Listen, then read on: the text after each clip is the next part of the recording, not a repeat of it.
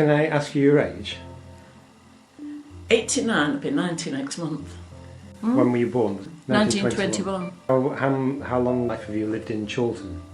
Born in Higson Avenue in 1921. That's across the road. And been in Chorlton ever since? Apart from being in the forces.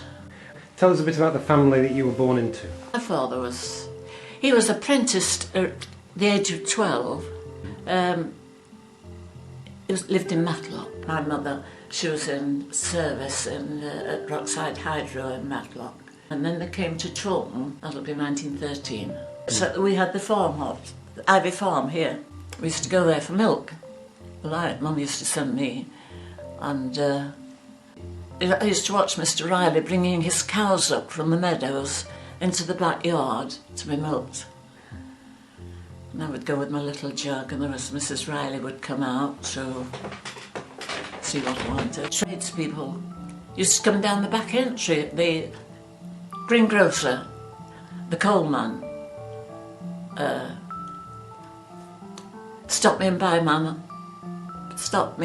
one ice cream man. He had a bicycle with a thing in front. Except the milkman, he delivered the milk at the front. And the horses always knew just which house to stop at. They didn't need to be told. And move on again, and they knew which was the next house they had to deliver. It's marvellous, really. We started to go into disrepair during the war.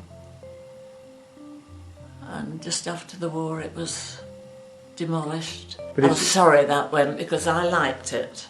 But Mr. Deacon, the rector at the time, he allowed it to go into, neglect. But I was sorry, I liked that. I think it was after that, when I came back, I never wanted to go to church again, because I liked that church. Right, yeah. There was something about it, the stone floor with one or two gravestones down the centre aisle there, and the pews with the doors that shut behind you, and there was the pulpit just outside the choir, and on the other side was the hand-pumped organ. And I don't know, the other church seemed so cold by comparison. I used to go to St Clement's Sunday School on the Green, because the curate's house was next door. So which school did you go to? Higson Road. Mm-hmm. That's still very recognisable.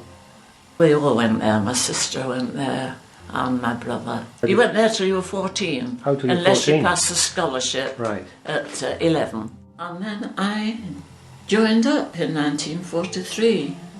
So what happened during the war for you? I was in the RAF. What did you do there? Flight mechanic engines. Really? Worked on Transport Command. At Lynham, I suppose you've heard of Lynham? Mm-hmm. I had a whale of a time. I bet you did. Yes. I mean, when I was out, I know we had to creep past the guard room many a time, but never short of a boyfriend. So what was Chorlton like after the war? Of course, we had the railway. Used to get on the train to go into Derbyshire hiking, which was good. Direct from Chorlton? Direct from Chorlton station, yes. During the summer, hiking in Derbyshire, yes. My brother used to be off on his bike from finishing work Friday night. He'd get changed, pack everything he needed on his bike, and he and his pals would go off into Derbyshire, usually Derbyshire, and set up some sort of a camp and come back Sunday night, sometimes after we were all in bed. I remember the houses being built, those semis on Wilbraham Road, when you get just beyond the St Werburghs, you know. Oh yes. Going towards Fallowfield.